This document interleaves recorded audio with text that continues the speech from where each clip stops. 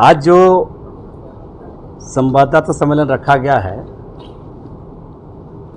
आप लोग को स्पष्ट कर देना चाहते हैं कि ये विभिन्न आदिवासी संगठनों, सामाजिक कार्यकर्ताओं और आदिवासी समुदाय के राजनीतिक कार्यकर्ता, नेता सब इसमें शामिल रहेंगे। ये समुदाय की, समाज की, राजनीतिक प्रतिनिधित्व की लड़ाई है। हम लोग इसी रूप में देखते हैं इसको, और इसीलिए 30 अगस्त को आदिवासी एकता महाजुटान महारैली परिसीमन को लेकर, आप सबों को पता होगा कि देश में परिसीमन होने वाला है और भारत सरकार परिसीमन बिल बनाए बैठी है। और जैसा आशंका है, आबादी के हिसाब से, जनसंख्या के हिसाब से परिसीमन किया जाएगा। और हम आदिवासी संगठनों के लोग, आदिवासी समुदाय के लोग, आदिवासी सामाजिक राजनीतिक कार्यकर्ता, बुद्धिजीवी, हम सब लोगों का आशंका है कि परिसीमन होगा तो सीटें घटेगी। बहुत सारे लोग तर्क दे रहे हैं, बहुत सारे राजनेता, पत्रकार, बुद्धिजीवी कि सीटें बढ़ाया जाएगा तो सीटें आदिवासी की बढ़ेगी। सवाल वो नहीं है, सवाल अनुपात में सीटें आदिवासियों की घटेगी। अगर झारखंड के विधानसभा की सीटें भी बढ़ाई जाएगी तो उस अनुपात में सीटें घटेगी। इसमें हमारा साफ साफ कहना है। बहुत सारे लोग कहते हैं कि परिसीमन आयोग बना है तो परिसीमन करने के लिए बना है, और ये आदिवासी लोग राजनीति कर रहे हैं, परिसीमन के नाम पर लोगों को गुमराह कर रहे हैं। परिसीमन होना है, परिसीमन होकर रहेगा। इसमें हमारा साफ साफ कहना है, हम लोगों ने कभी भी परिसीमन का विरोध नहीं किया है, लेकिन परिसीमन के बहाने, परिसीमन के आड़ में आदिवासियों की आरक्षित सीटें घटाई जाएगी, लोकसभा की या विधानसभा की, इसका पुरजोर विरोध होगा। पुरजोर विरोध होगा। झारखंड का आदिवासी समुदाय विरोध करेगा। क्यों करेगा? हम इस बात को भी स्पष्ट करना चाहते हैं। हम जानते हैं कि एक सवाल हम बार बार करते हैं, परिसीमन होगा, सीटें घटाई जाएगी। आपको जानकारी देना चाहेंगे, परिसीमन का विरोध दक्षिण भारत के राज्य क्यों कर रहे हैं?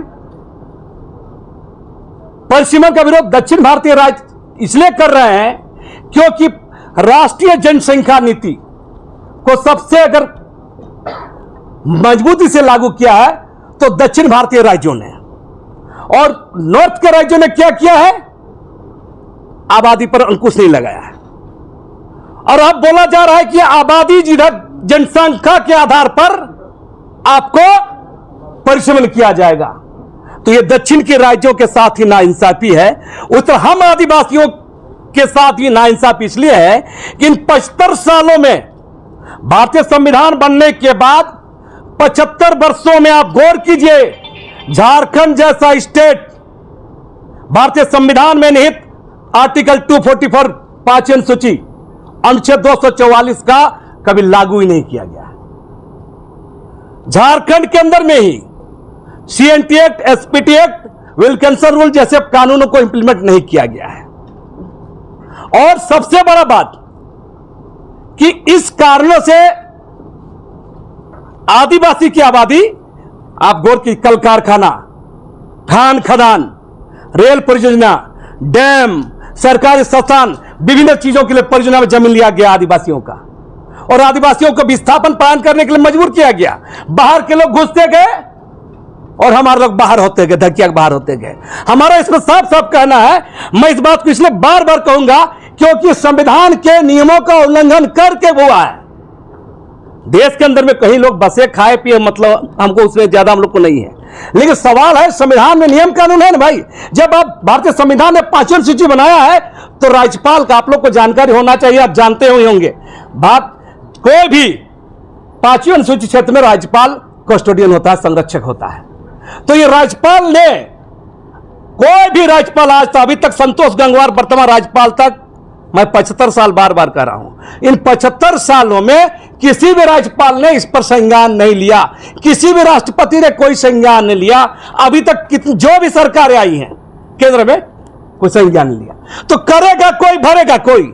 आज आबादी की बात किया, जब जनसंख्या के आधार पर परिसीमन करिएगा, हमारा आबादी को बाहर धकेल दीजिएगा। और यह 75 सालों में आदिवासियों के साथ संवैधानिक अन्याय हुआ है, संवैधानिक छल हुआ है, संवैधानिक अपराध हुआ है। इसका भरपाई कौन करेगा? इस बार परिसीमन आयोग या भारत सरकार से आमना सामना होगा आदिवासी साहब। हम लोग सवाल करेंगे, अगर सही में इस देश के अंदर में लोकतंत्र है, सही में इस देश के अंदर संविधान है, सही में इस देश के अंदर संसद की भूमिका में है, तो इस सवाल का भी जवाब देना होगा भारत के संसद को, राज मशीनरी को। मैं इस पार्टी उस पार्टी की बात नहीं कर रहा हूं, चाहे केंद्र में किसी की भी सरकार हो, गठबंधन की सरकार हो, कांग्रेस की सरकार हो, या अभी वर्तमान 2014 से चली आई मोदी सरकार हो, कोई भी सरकार हो, इसका जवाब देना होगा। और अगर सही में आप लोकतंत्र है, संविधान है, अगर रियासत चला रहे हैं तो हम नहीं कर सकते हैं तानाशाही के जरिए।